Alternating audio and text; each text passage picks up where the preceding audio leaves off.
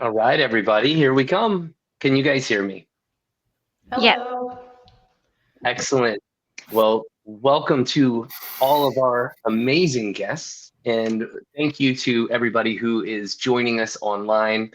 Um, we started doing this last week, and this is my first time ever to use Streamyard. So, well, second time ever now, but this particular weekly show is the first time I've ever used Streamyard.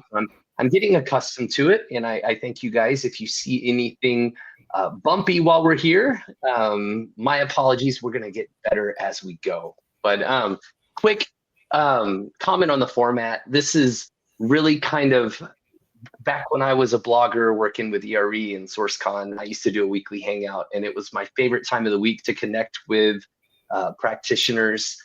We always had a topic, kind of like today, but it was never very scripted. And it's really a time for us to chat with each other and for the audience to hopefully hear from people who are really diving deep on the topic. So one of the things that I always want to do is catch everybody up on the weekly news. All right. And so there were two articles that really caught our eye this week. Randy sent one. Randy, are you prepared to kind of give a summary of what JP Morgan said about AI? Just real brief, and then you can go find the article. Sure. It was from Business Insider, and it was just touting that they're going to be one of the latest companies that are saying that AI, they're going to be reducing hiring because of AI, but they're very flashy with headlines, light on any substance, at least in my opinion. But basically just giving it as an excuse for why they're going to be reducing how many people they're going to be hiring.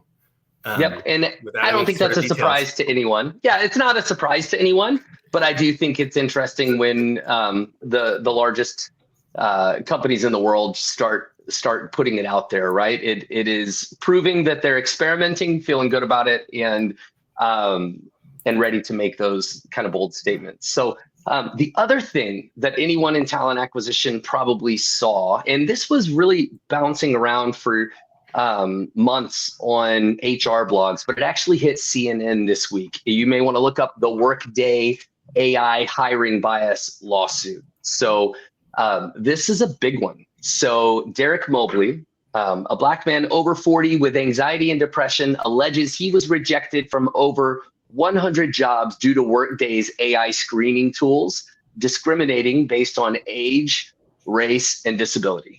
All right. And so that is the foundation for the case. The big news this week is that a judge has allowed this to become a class action lawsuit.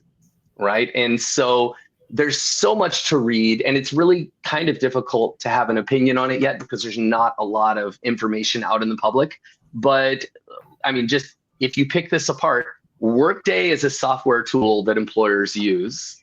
And they are asking Workday to inform everyone who is a potential member of this class of the class action lawsuit, right? So these are anyone over 40 who was rejected in one of these classes, right? Who was rejected from a job needs to be informed, right? And we don't actually collect that information in a way that we don't search our databases in that way. It's not allowed, right? So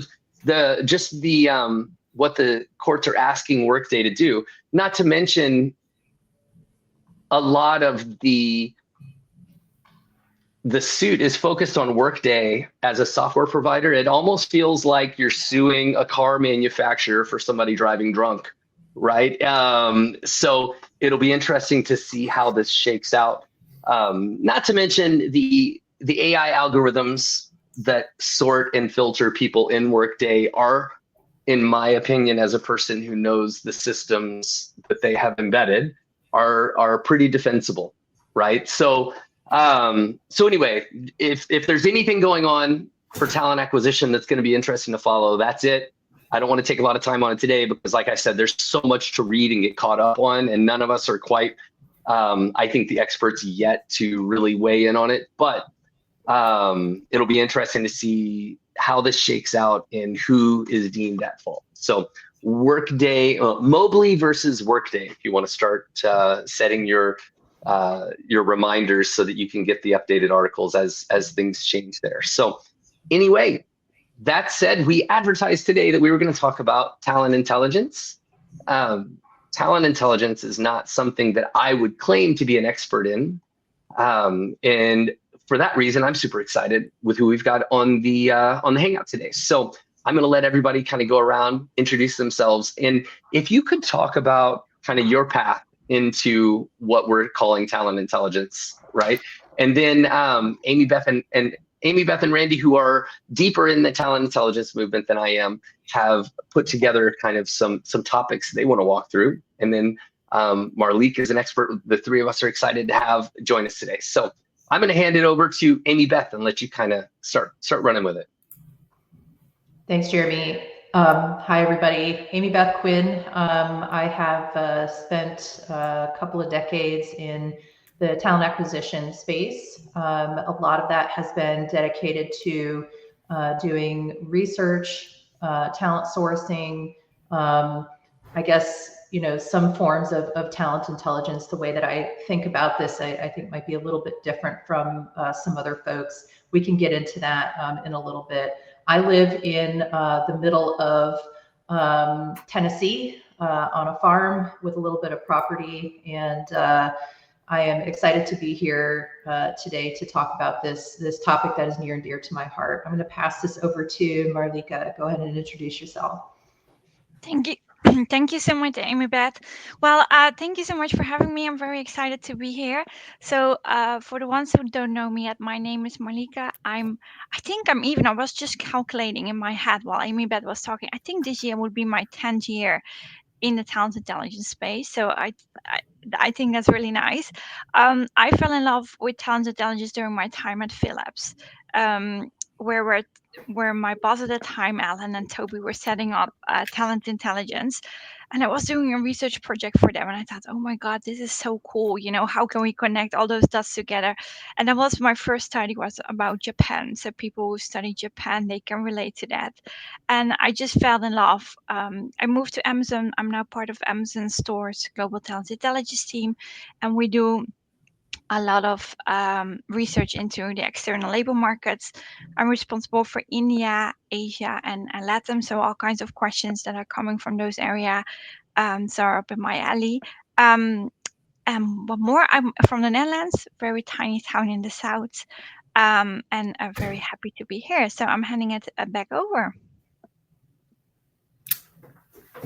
So my name is Randy Bailey. I've most recently I was with Walmart for about 8 years and went from a sourcer to a talent intelligence consultant.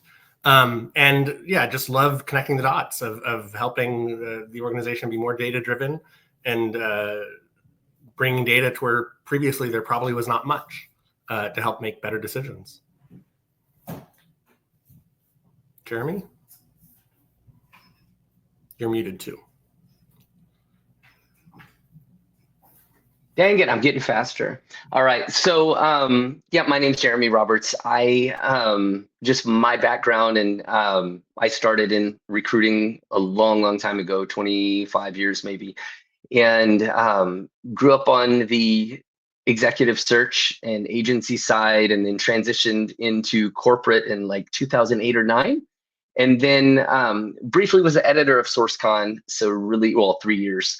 And got really deep into sourcing and leading sourcing teams. And since then, I've worked at tech companies and large enterprises, leading teams and doing the technology thing. So kind of I've been in both worlds. So always excited to dive more into this. I think talent intelligence, if I had to kind of go back to early in my career, the way I would influence a manager or influence hiring managers or win a search, whatever I was doing, data was always my secret, right? How could I educate them on the market and help them understand what we were looking at and set realistic expectations, right? So when talent intelligence evolved, it was very natural for me to understand the intent of it, but the way that organizations are leveraging it is incredible to me. So I'm gonna back out of this one a lot, I know, and that's kind of rare for me and for those of you who know me, but I'm gonna let Amy Beth and Randy kind of go through some of the topics that we thought would be interesting to cover. Thanks, Jeremy. I can pick this up initially, and I would love to hear from Marlika in particular. I know we have just a short amount of time with you here today.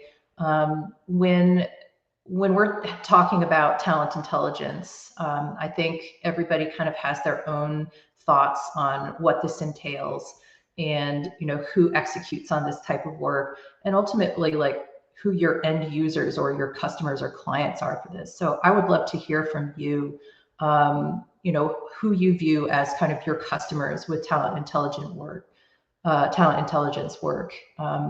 really kind of understand some of the pieces of information, the insights that get shared with those end users that maybe they didn't think that they needed to know, but you understand are going to be important for them to do their jobs well.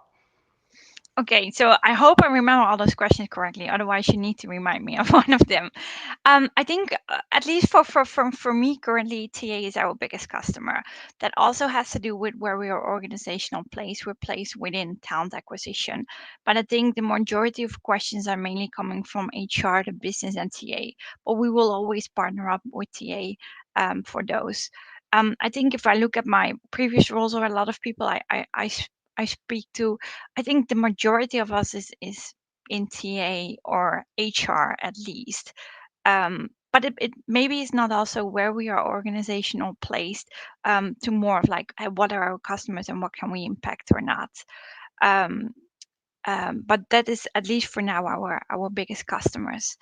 And then I think your other question was around the first one was about where we play, who our customers are, right? Your second question was more around the type of work, if I remember correctly. Yeah, what kind of information do you personally feed to your customers, and are there any things that maybe they didn't know that they needed to know, but you were aware would be an integral part of them being able to do their jobs well? Yeah, I think now, but also previously, I think location studies are mainly the majority of the work that we're doing. And I think that's for a lot of organizations the same, especially with like work from home and RTO ramp back up. I think the locations and where we place and where can we find the talent. I think that's probably the majority of information that people would like to have. I think competitors is also a big bucket. I think the competitive market is only increasing. The labor market has become more challenging also with all those new technological advancements that keep popping up and artificial intelligence as well. So I think keeping track of what the competition is doing, I think that's the type of information that a lot of people would like to receive. And then in what kind of sorts, I think that's also very depending on, where you are as an organization and where you want to head towards to. And that can be very different as to, hey, a job description comparison. Are we asking, maybe we're asking for PhD, while our competitors are more than fine with just a bachelor and they focus more on learning and development and have less requirements in the beginning. And that could be a very interesting opportunity for those competitors to attract more people, as sentiment shown, learning and development could be an important factor for people. But it could also be around what are now actually the benefits that they're offering, of how are we matching when it comes to comp and ben. Heck, if we make an offer, can we, are we able to meet comp and ben, or are there maybe other organizations that pay way more? And I think that's a big factor that that a lot of customers would like to have. I think another back one, and I know it's pretty controversial, is RTO. 5 days back in the office, 3 day back in the office. Can you work from home? And brutally honest, I think that discussion of RTO is certainly not done yet. And I think there's a lot of information that people would like to receive on that. And I think it also fluctuates. How are we doing our interviews, right? Do we then still do virtual interviews, or do we want to go with artificial intelligence? Do we want to see people in real life because an AI tool can just do the interview for them? What are the risks there? So I think that's a lot of information people want to receive. I think there are a lot of talent intelligence team out there that also supports more on the organizational design or the M&A front. So if a company might intend to do an acquisition, a talent intelligence team can also very much focus on getting the picture of the talent at that potentially company they want to buy it. Organizational design, I think that's a big one for a lot of organizations. I think skills is something a lot of organizations and customers would like to get information on. And I think lastly, everything else I just put under bespoke. So that can be literally anything else as long as there is a clear problem or business statement. Yeah. And I think, oh, sorry, I cut you off. No, that's great. Sorry, I think we've got a delay. That's now I want to talk a little bit about the technologies that are used. And I want to also invite anyone watching, I know like Toby is watching and some others, if you guys want to weigh in on this discussion. So I think as recruiters, and this is why I say I'm not really an expert in talent intelligence necessarily like some of these others, but I'm really good at the external market, right? So I could grab a proven base or a seek out or a hire easy, kind of map the skills that exist in a certain region and really kind of tell what's going on in the external market. And I know for a lot of these talent intelligence teams, they're looking at demand, how many jobs are competitors posting in this same market and what are the skills that we should be looking for. Can you kind of take the conversation there? Aside from just the external talent mapping that can be done, what are the other layers that you think you need to be a successful talent intelligence department? And I'll pose that question to all three of you. Well, I think if you would ask me, not looking at any budget or any stuff like that, Yeah. I think we probably need to look at a complete integrated workforce intelligence, right? That we need to look more, I think, into the demand and what's the demand, what is needed, what is available, what can we attract, and how does the future look like? And I think if you look at the total picture, I think those 4 pillars need to come together than just solely the external labor market. So I think it's more of a factor of like demand, availability, perceived, are we able to attract, and then the future. And I think if you look at that whole integrated piece, I think that's where the added value will lie in. But I'm not sure if, I don't know, I would love to talk to people who are actually doing that already.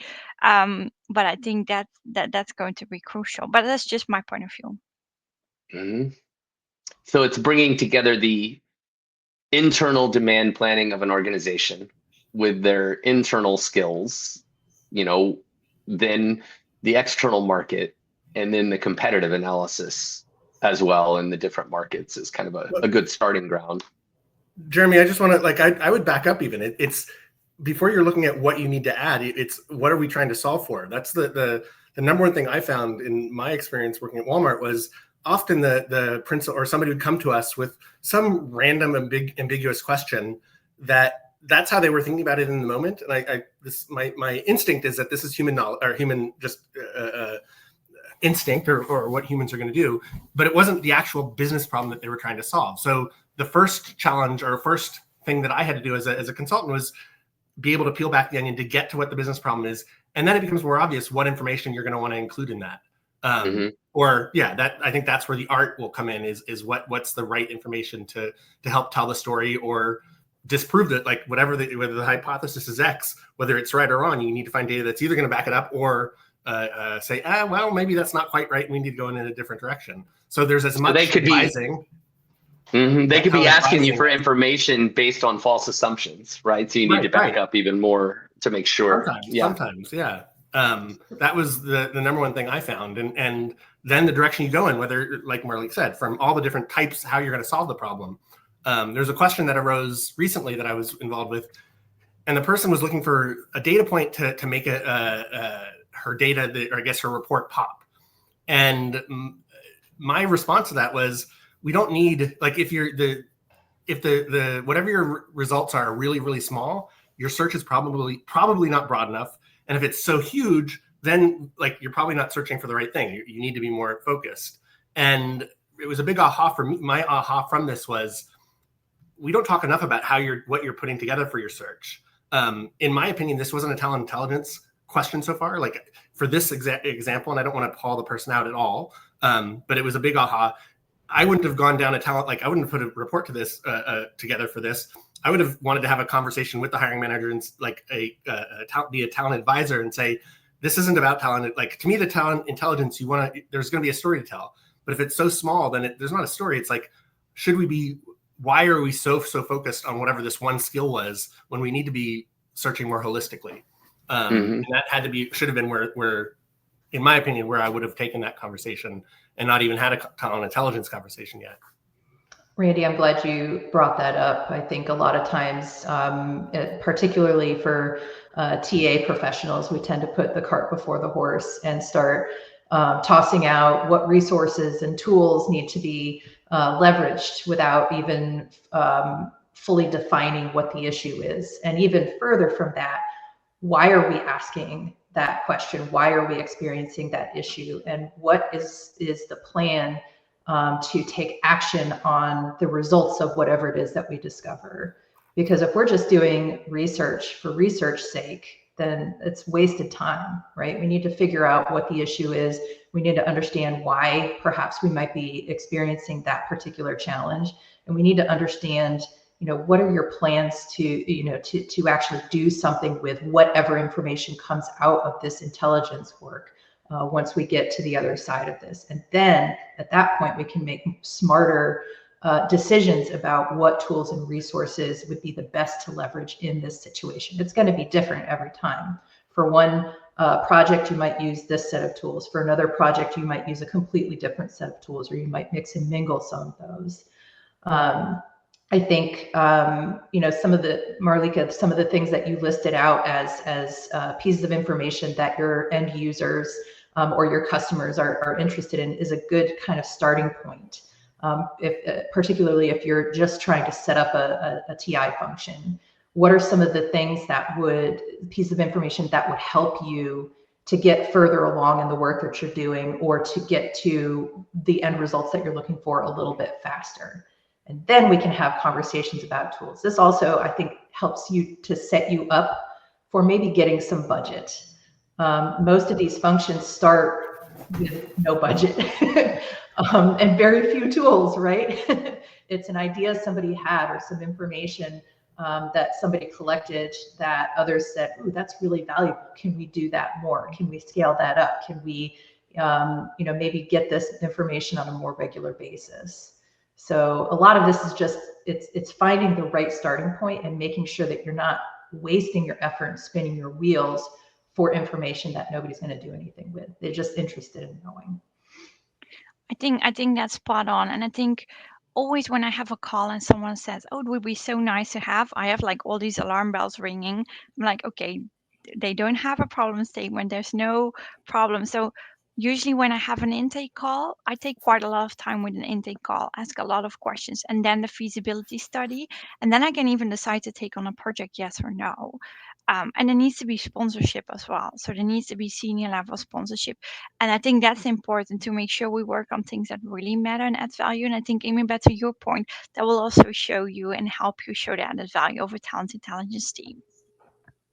There's a comment, Jeremy, I think you flashed it up there real quick, that Cam made, talking about the importance for TI to unite deep knowledge of the business, competitors, and the market. That is such a wonderful statement and super important. And to me, it kind of underscores the importance of having critical thinkers in these types of roles, because you're not just thinking about your company. You're not just thinking about your team within the company. You're not just thinking about even your industry. There's so many components that go into a well-executed talent intelligence or research function that will help you deliver actionable results. And being able to connect all of those dots is super important.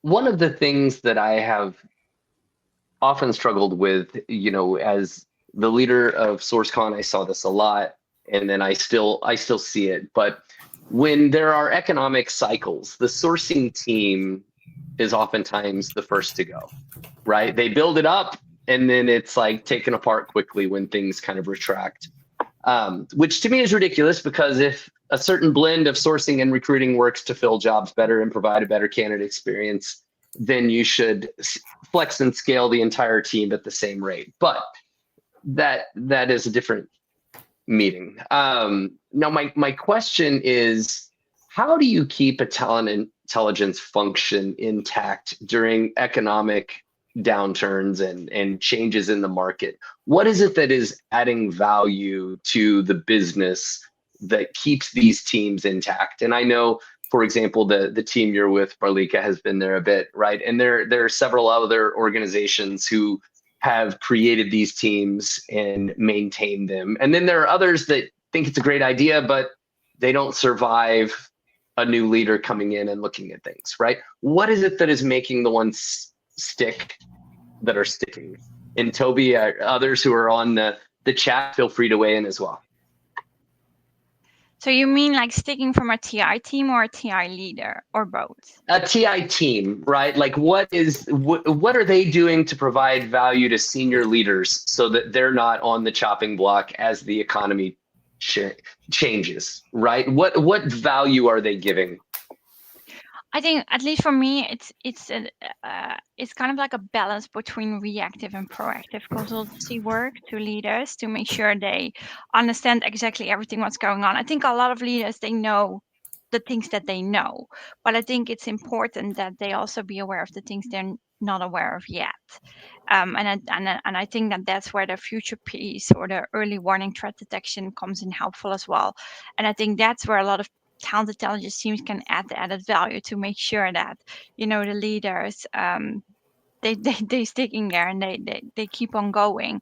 So I think it's a matter of doing the reactive work. There's a problem or a hypothesis, and we do the research. And I think the other part is very much about making people aware of things they might not be aware of yet. Okay, excellent. Now, we've just got a few minutes left, and I was just going to pose, I always like to think about everybody listening, right? So we'll have some people listening who are fully embedded in talent intelligence. And then we'll have others who they might be a recruiter or a sourcer. If you're an individual sourcer or recruiter, what can you do to kind of up your game and move closer to this conversation, at your desk? I'll throw that at all three of you. What tools do they likely already have, and how would they leverage those? And then what can they do? How can they evolve their thinking to start putting this into practice? So I would say, like, this is something that I've more or less always done, even before there were formal tools, whether it was back in the day when LinkedIn, what was it, the catalog view or table view that you could convert your search to. And then I would extract that data and use that to build my own analytics, very like they're very basic analytics, but still get some analytics to be able to be that advisor based on data. And so how do you have it's the curiosity and being scrappy to figure out how to tell the story you need to tell. If you have LinkedIn Talent Insights, I think that's a big help if you're at a bigger company, where I think many people now have that. But yeah, just trying to find the information. And if you don't, Department of Labor, like all the talent neurons and whatnot, that a lot of that is based on Department of Labor data. You can go access most of it. It's not as clean and neat to find it, but it is all there for the public, for anybody to use. So there are quite a few tools that Data USA is another good aggregator of government data, which I used in my reports frequently if I'm talking about location, some sort of specific location, to help inform. Not necessarily specifically labor data, but just location information. David Marr is dropping some tools here. He said he uses Department of Labor data, census data, talent neuron, horsefly. I know Lightcast is a big one. What else are we missing out on? I think it very much depends on the scope, right? I think if you in the US, LinkedIn Bureau of Labor Statistics, as Randy mentioned, is perfect. But if you do a study in Japan or the Philippines, they won't work. So I think the importance will lie in figuring out, and that's where you come back to your feasibility study and your question. Okay, this is what I need to research. What are the tools that can help me? I think Amy Beth was referring to that earlier as well. that can help me in getting those answers. And I think it will be so much depending from country to country, to role, and even to skills that you might need to look into or not. So I think the most important one is having a variety of different sources or suppliers that you can use depending on the question you need to answer. Yeah, no, that's great. Yeah. I'm going to throw something out there go ahead, Amy Beth. What were you going to say? Well, so Adam Grant shared something probably about 6 or 7 months ago that I think speaks to this topic exactly. He said, the hallmark of expertise is no longer how much you know, it's how well you synthesize. And it goes on to say information scarcity rewards knowledge acquisition. Information abundance requires pattern recognition. It's not enough to collect facts. The future belongs to those who connect dots. So I'll be the Luddite of this group and say the best tool that you can leverage is your brain and critical thinking and curiosity. If you were that annoying kid growing up that was always asking why, this might be a really good line of work for you to get into. That's my take on this.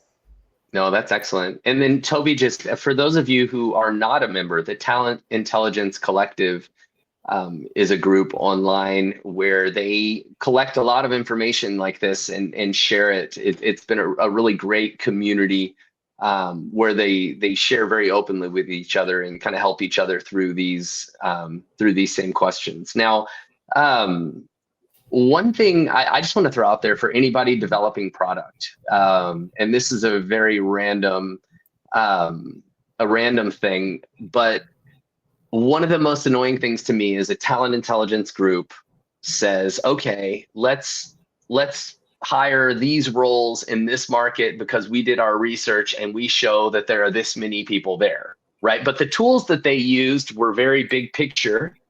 And now we have to go find the individual profiles that made up their study, okay?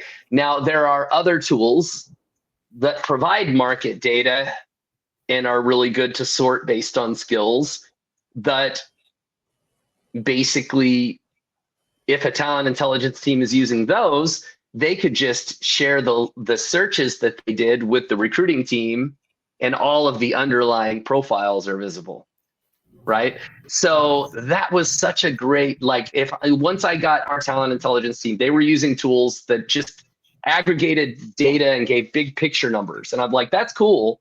Now show me the individual profiles. And then I told them, I was like, I won't really believe it if I can't click and see the individual profiles. So we found a tool that we could kind of have them fact check with, hey, Department of Labor is showing this many software engineers, but do they have the right languages, right? Do they have the right tech stack in their background?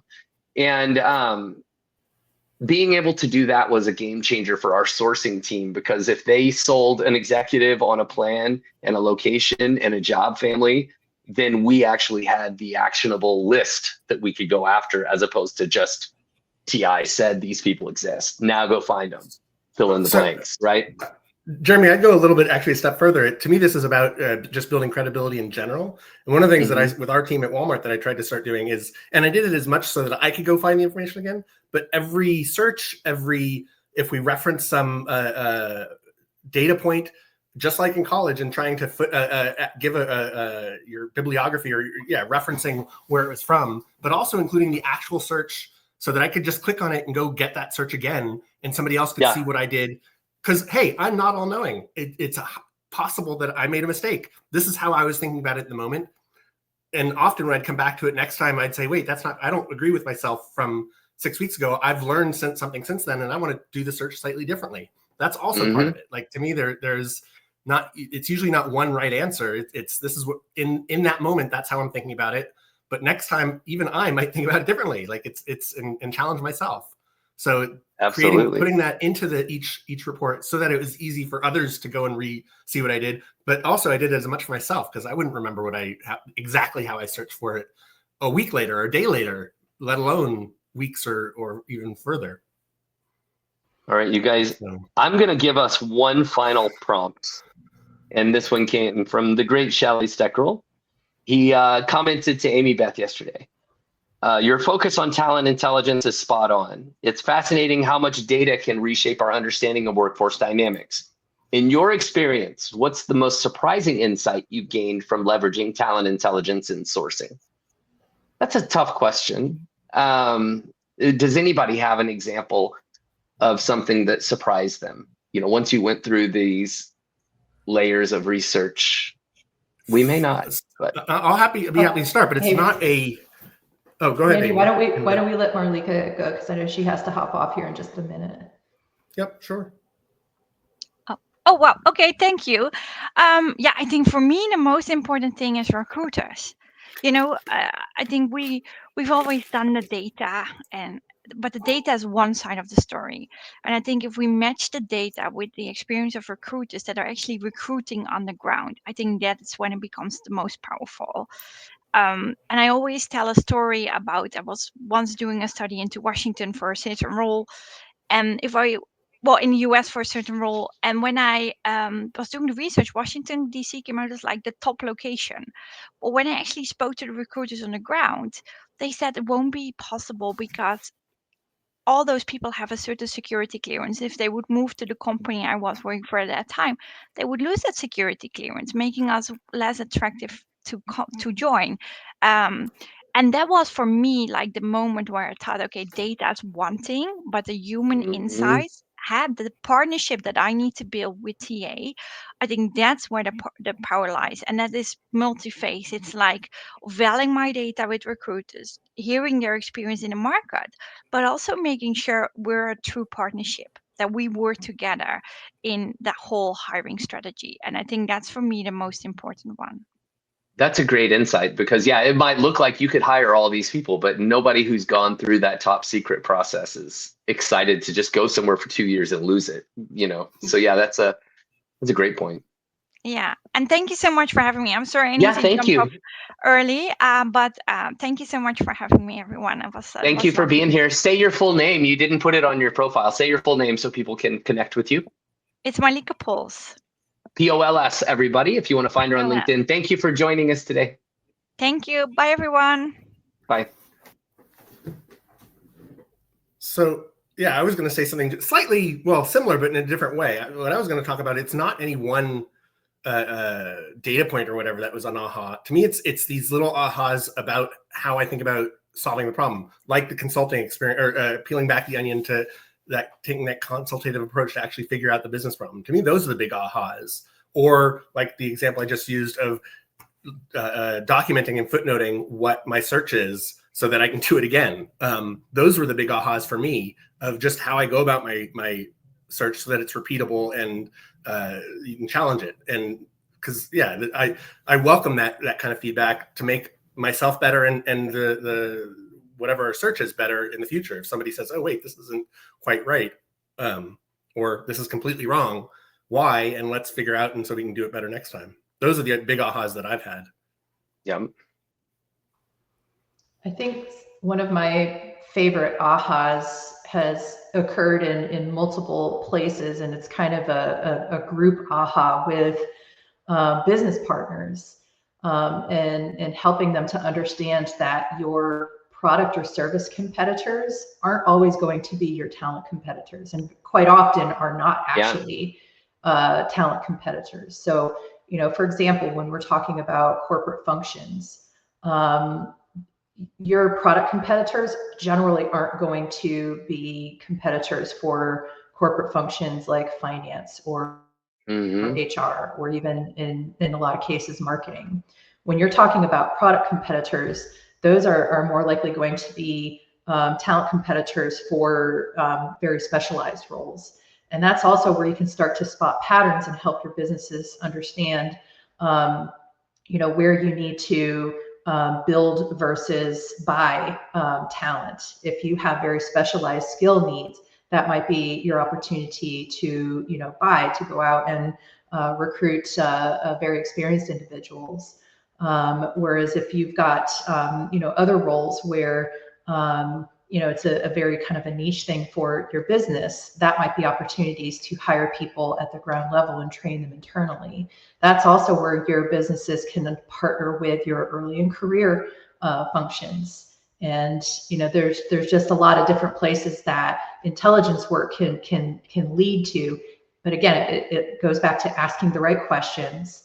And to Marlika's point, making sure that you're validating things along the way to capture those human capital insights from people who are actually in the trenches doing this work and understanding what it is that they are seeing and having direct conversations with talent and with competitors.